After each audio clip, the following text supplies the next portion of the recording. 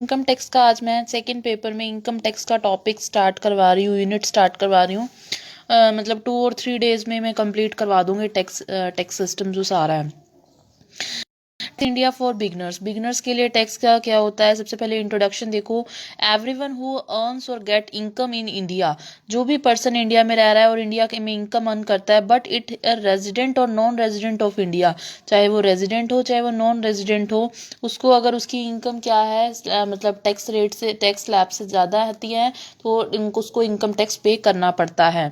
Every commodity we purchase, every services we avail, we paid certain tax amount on it in the form of indirect tax. अगर कोई हम item खरीदते हैं तो उसके ऊपर जीएसटी कटता है ना, हम तो नहीं उसको पे करने जाते गवर्नमेंट को, हमारे बिहाफ पर कौन पे करता है, सेलर पे करता है।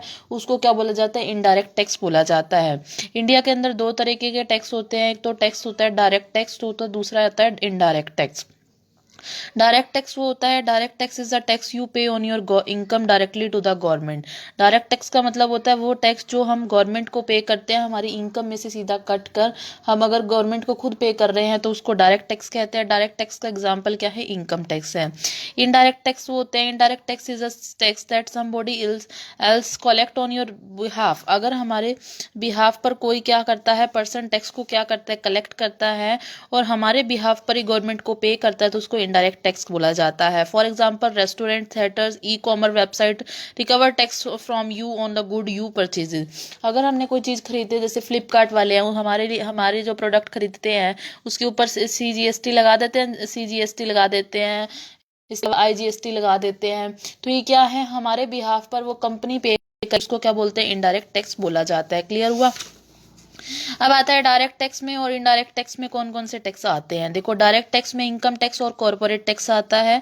इनकम टैक्स वो टैक्स होता है, this is a tax where an individual और HUF, हिंदू अनडिवाइडेड फैमिली जो होती है, any tax payer other than companies, company के अलावा जो भी पे करने वाले होते हैं वो कौन से क्या टैक्स पे करते हैं, इनकम टैक्स पे करते हैं।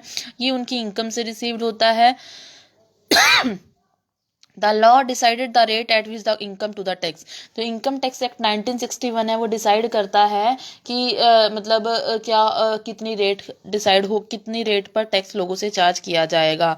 कॉर्पोरेट टैक्स वो टैक्स होता है जो कंपनी पे करती है, जो भी जितनी भी कंपनी अर्निंग करती है उस पर जो भी टैक्स पे किया जाता है उसको कॉर्पोरेट टैक्स कहा जाता है। Here again a specific rate of tax for corporate has been prescribed by the income tax law in India.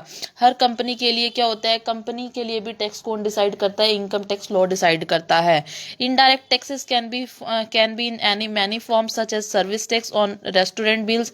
वही अगर हम कुछ खाना खाने वगैरह होटल वगैरह में, रेस्टोरेंट्स में जाते हैं तो जो भी खाना वगैरह पे जो सर्विस टैक्स लगता है उसको इनडायरेक्ट टैक्स की कैटेगरी में रखा जाता है।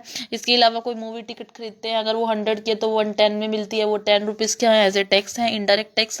वैट हो गया, गुड्स के ऊपर, क्लोथ्स और इलेक्ट्रॉनिक्स के ऊपर लग जाता है, पहले वैट लगता था अब GST लग जाता है। ये क्या है, इनडायरेक्ट टैक्सेस के एग्जाम्पल हैं। सबसे पहले अब नेक्स्ट आता है की डेट्स। इंपॉर्टेंट डेट्स क्या होती हैं हमारी, 31 March deadline to make investment under section 80C। बस अभी तो लर्न कर लेना, जब एजम्पशंस करवाऊंगी, डिडक्शन करवाऊंगी तो 80C का सेक्शन आपको पता चल जाएगा किस से रिलेटेड है। तो 31 मार्च क्या है, डेडलाइन होती है कि इन्वेस्टमेंट हम कर सकते हैं 80C। मतलब 80C होती है हमें डिडक्शन मिलती है, उस चीज़ में हमें इनकम टैक्स नहीं पे करना पड़ता। 31 जुलाई क्या होती है, लास्ट डेट होती है। 31 जुलाई क्या होती है, लास्ट डेट होती है to fill your tax return. अक्टूबर नवंबर में क्या होता है, time to verify your tax return. ये कुछ इंपॉर्टेंट डेडलाइंस होती है जो हमें ध्यान में रखनी पड़ती हैं। ठीक है।